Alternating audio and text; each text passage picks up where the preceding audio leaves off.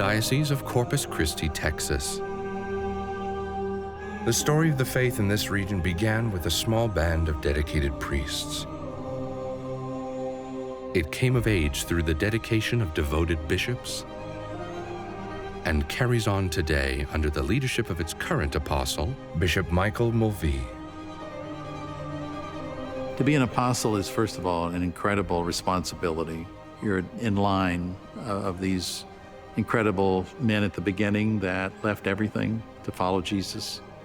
And so it's a constant call. This is the story of the bishops of America, the shepherds of the past and the shepherds of today, who through their callings and ministry carry the church into the future. It's also the story of their parish, their church, the cathedral.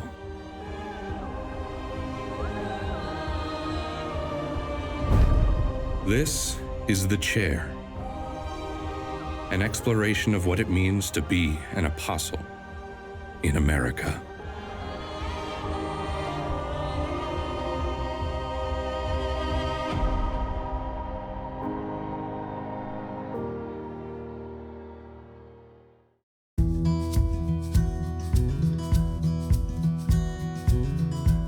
A 130 miles southeast of San Antonio, on the Gulf Coast of Texas, is the city of Corpus Christi, sea city of the Diocese of Corpus Christi.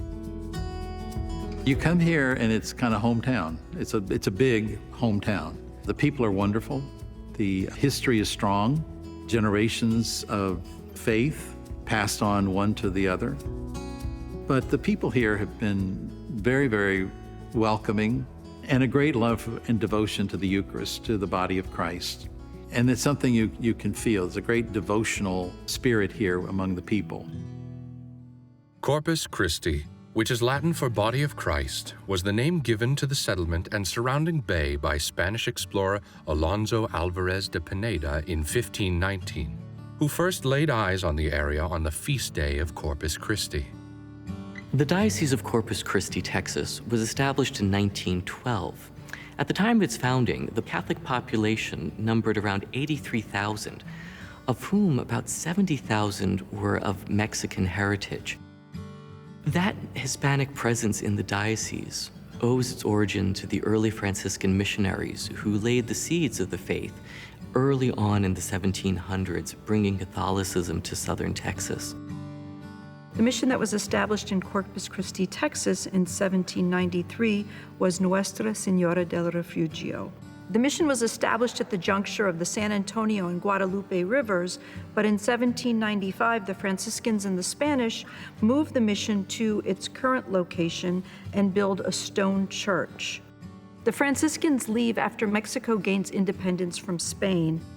Once the Franciscans leave, the mission really falls into disrepair. In 1829, the Irish immigrants come at the invitation of Mexico.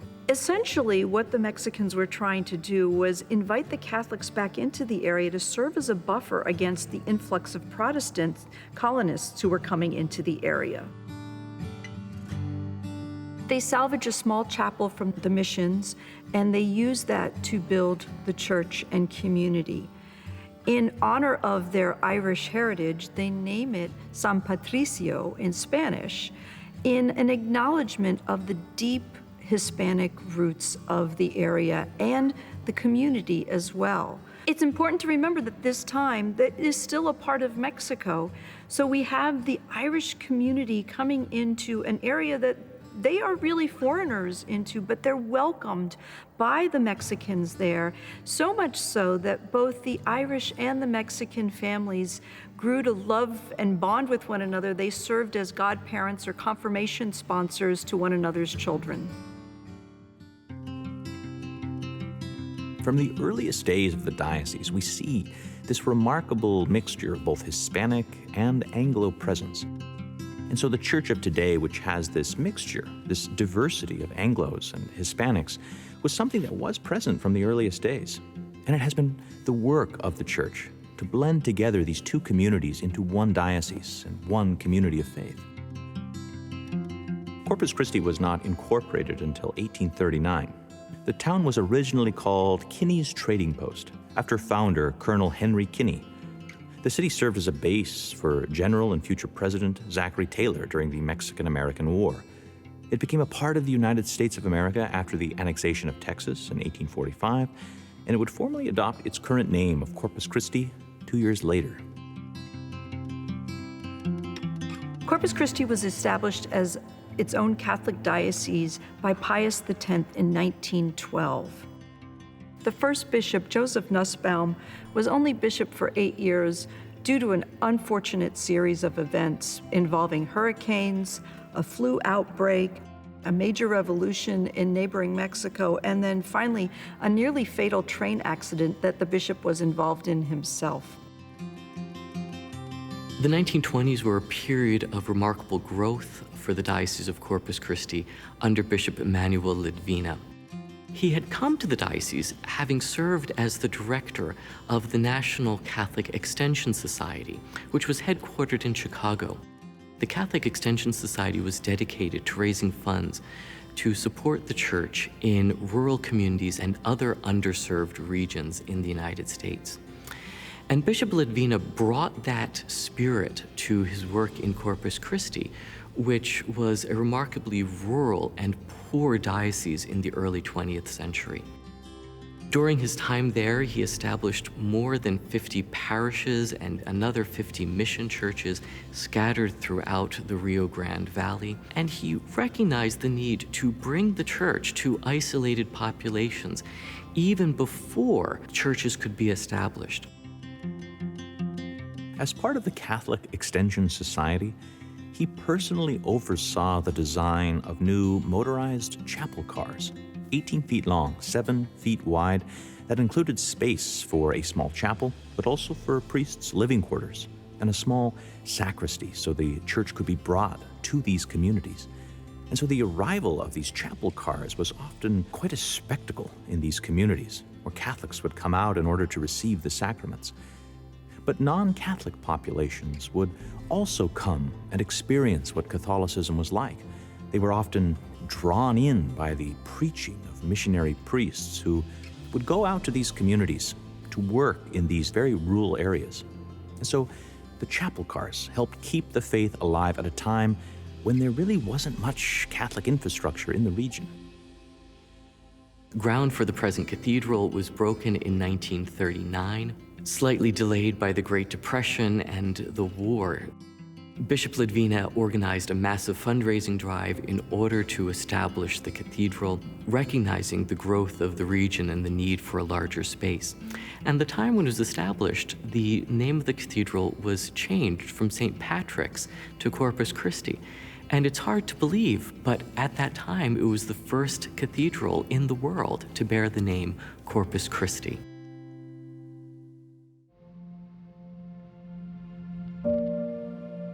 The Cathedral of Corpus Christi, Texas is in the style of a Spanish mission church.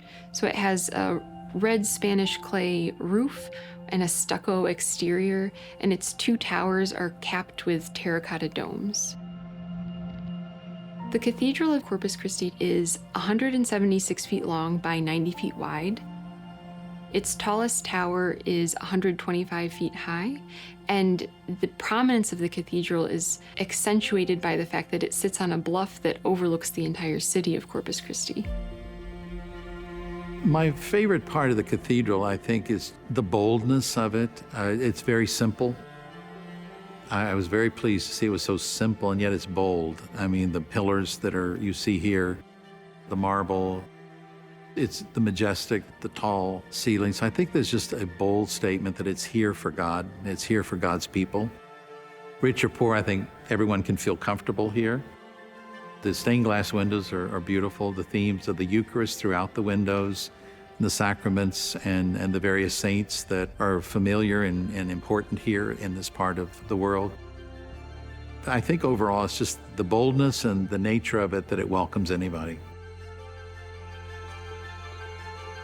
The apse of the church is decorated by a mural. In the center, we see Christ as high priest. So he's enveloped in a full body halo called a mandorla. In Italian, it means almond. It's literally shaped like an almond. That represents the fact that he's coming from an otherworldly realm into our space and time. He's holding up a chalice and a Eucharistic host, and he's wearing the vestments of a priest, and he also wears a crown. So this communicates the fact that he's sovereign king and high priest. And he's flanked by Mary, Joseph, St. Thomas Aquinas, St. Francis of Assisi, many saints who look towards him and have borne witness to him through their lives.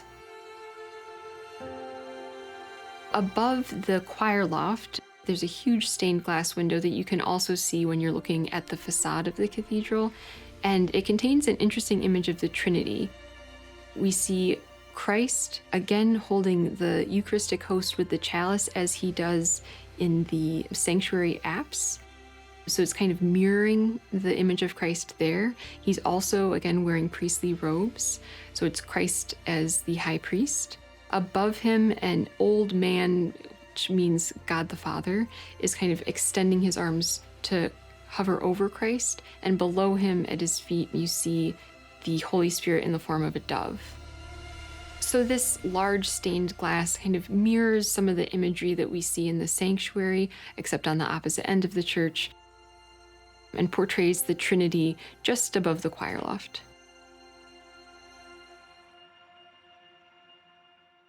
The cathedra inside Corpus Christi Cathedral represents Bishop Mulvey's authority as the Apostle of Corpus Christi. I grew up in Houston, Texas. Quite a long history there.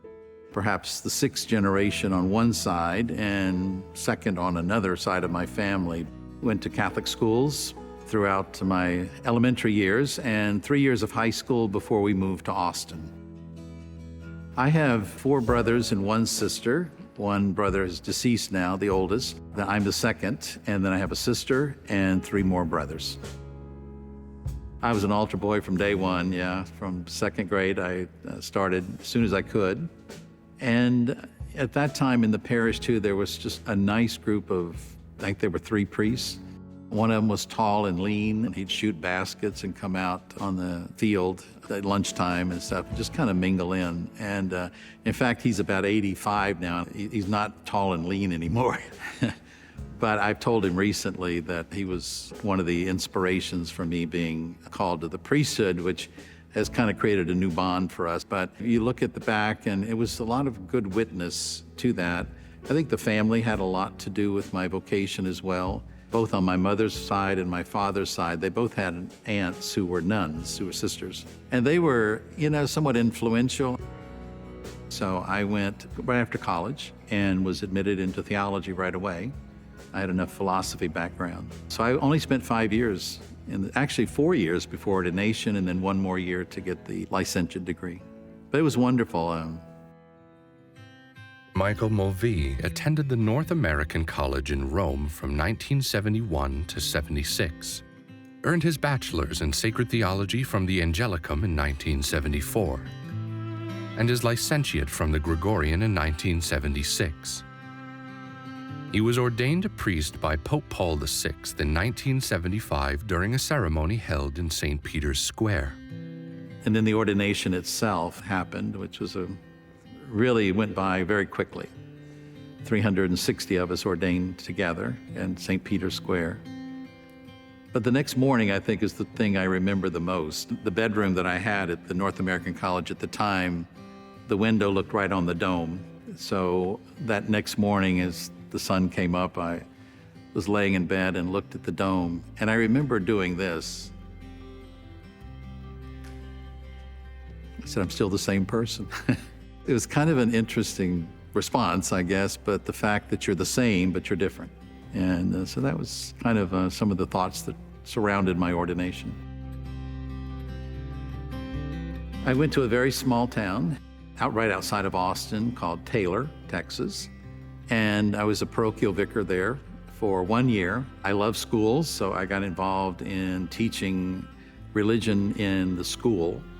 We had another parish which was Hispanic, basically, so I learned to say Mass in Spanish, and then eventually the next parish over was a predominantly Czech parish, and the pastor had a heart attack. So we were actually, the three of us, it was a great experience because the three of us lived together in a rectory with an elder pastor and two younger ones.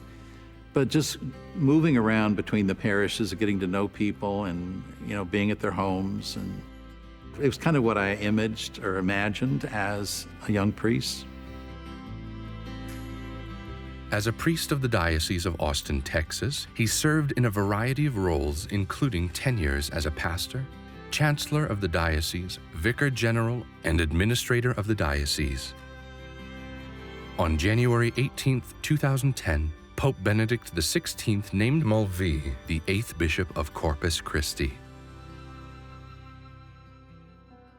I think at a certain point, when you're in those kind of positions and then you're administrator, you kind of sense, I never sought anything, but you sense this may not be the end of it, And I had with me my secretary. I was in the bishop's office, the administrator's office, and forgot what I was doing, but she walked in and said, Archbishop Somby is on the phone. So I stood up and answered the phone, and he just blurted it out, There's no preparation. It's just the Holy Father has chosen you as the 8th Bishop of Corpus Christi. And so you just take a deep breath, and I actually fell back in the chair. And he said, now I know what you're thinking. And I wanted to say, no, you really don't, because I don't know what I'm thinking. But he did say this, put your life in the hands of the Lord and everything will be fine. And very simple like that. In the years since becoming bishop, Bishop Mulvey has worked hard to serve his people as a true shepherd and apostle. My motto is, I put it in Latin, but your attitude must be that of Christ.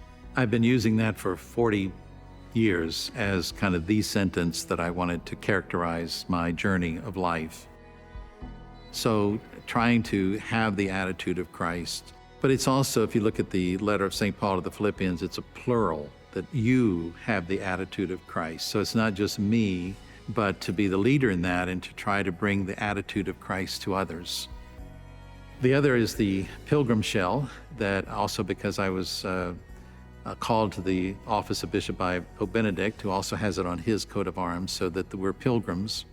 The 3 stars of the Trinity, there's a kind of a weaving, which is on the coat of arms of the Diocese of Austin, the Colorado River that runs through the city there, and then the Nueces River here. So it's kind of a river theme, and then the dancing lions is the Mulvey crest from the Irish side of me.